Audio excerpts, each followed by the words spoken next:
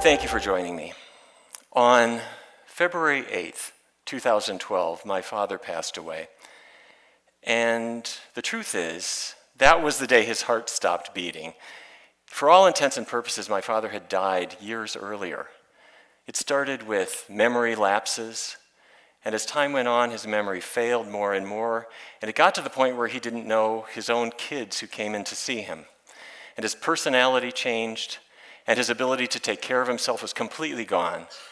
And if you could make a list of all the things that could ever happen to you, the very last thing on your list, the very bottom of the list, the thing you want the least is Alzheimer's disease. Because when you lose your memory, you lose everything. You lose everyone who ever mattered to you. And if you could look into the brain of a person who's got this disease, what you see is between the brain cells are these unusual looking structures. Beta amyloid protein comes out of the cells and it accumulates in these little sort of meatball-like structures that are in front of you on a microscopic slide. And they shouldn't be there, and they're a hallmark of Alzheimer's disease. And this disease affects about half of Americans by their mid-80s. And you could say to your doctor, okay, I don't want that. What can I do to stop that? And your doctor will say, well, it's old age and it's genetics. There's a gene, it's called the ApoE4 allele. And if you've got this gene from one parent, your risk is tripled. If you got it from both parents, your risk is 10 to 15 times higher than it was before. What's the answer? Get new parents? No, I don't think so. That's not it. So I'm sorry, it's old age, it's genes, period, that's it. There's not a darn thing you can do, just wait for it to happen. Or maybe not. In Chicago, researchers started something called the Chicago Health and Aging Project. And what they did was they looked at what people in Chicago were eating. They did very careful dietary records in hundreds and hundreds of people. And then they started to see who, as the years go by, stayed mentally clear and who developed dementia.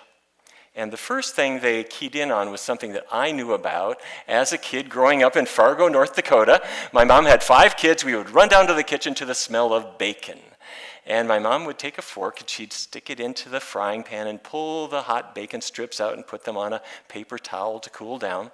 And when all the bacon was out of the pan, she would carefully lift up that hot pan and pour the grease into a jar to save it. That's good bacon grease. You don't want to lose that.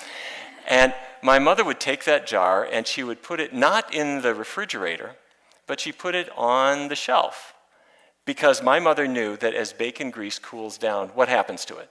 It solidifies. And that's the fact that it's solid at room temperature is a sign that bacon grease is loaded with saturated fat. Bad fat. We've known for a long time that that raises cholesterol, and there's a lot of it in bacon grease. And by the way, the next day she would spoon it back into the frying pan and fry eggs in it. It's amazing any of her children live to adulthood, but that's the way we live. Now, the number one source of saturated fat is actually not bacon, it's dairy products, cheese and milk and so forth, and meat is number 2.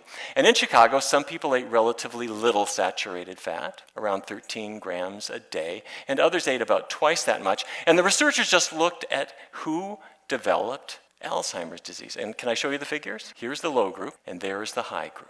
In other words, if you were avoiding the bad fat, your risk was pretty low. But if you were tucking into the cheese and the bacon strips,